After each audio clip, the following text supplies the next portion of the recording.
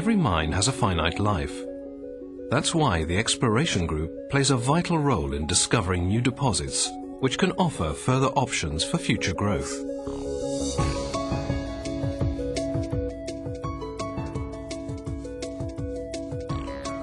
Exploration teams are currently working in over 30 countries across the world. Success is rare, and only a few discoveries will ever be developed into productive mines. It takes quite a lot to find something that can be mined economically. And when we think of a large company like Rio Tinto, it is particularly difficult because we want to find things that have a major impact on the group. Rio Tinto has a long-term view of exploration and spends around $100 million investigating new sites every year. That investment has identified many of the group's most successful operations. Their current list of projects shows great potential for the years to come.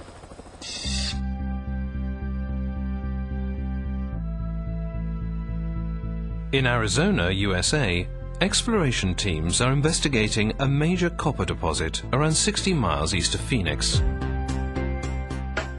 We know that we probably have one of the largest copper ore bodies ever discovered in North America and one of the largest in the world. But at this time, we do not have enough drilling to make any sort of reasonable estimate as what the size of it is.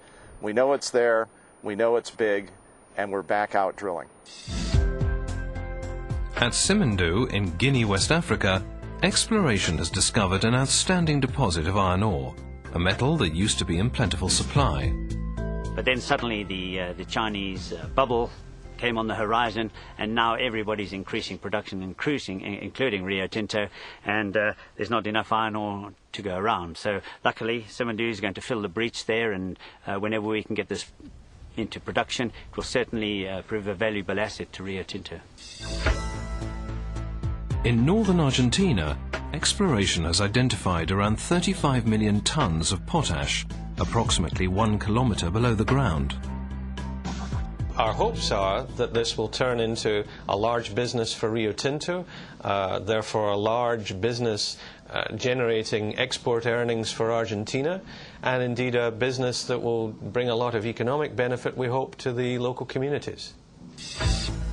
The increasing stability of southern Africa means that more exploration is happening there. Exploration is involved in a number of projects, including uranium, diamonds and coal. We've got a lot of raw materials and we know of a lot, but there are a lot where we haven't really had the opportunity to look properly. As areas become safe, I think it's vital for both the mining industry and also for the areas to be able to have exploration and hopefully new mines.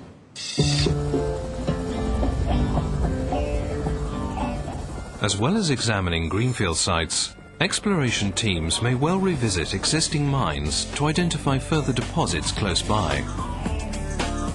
We're always doing the very best we can to extend and prolong the mines that we have, because this really is the best return you ever get for the exploration dollar. In northwest Canada, Diavik is a major diamond mining operation. A second wave of exploration in the surrounding region has led to a re-evaluation of the scale of the deposit. Further deposits of iron ore have recently been discovered in Australia's Pilbara region, within easy reach of existing transportation. There is a similar story at Australia's North Parkes copper mine, Greens Creek, Alaska, and Kennecott, Utah copper.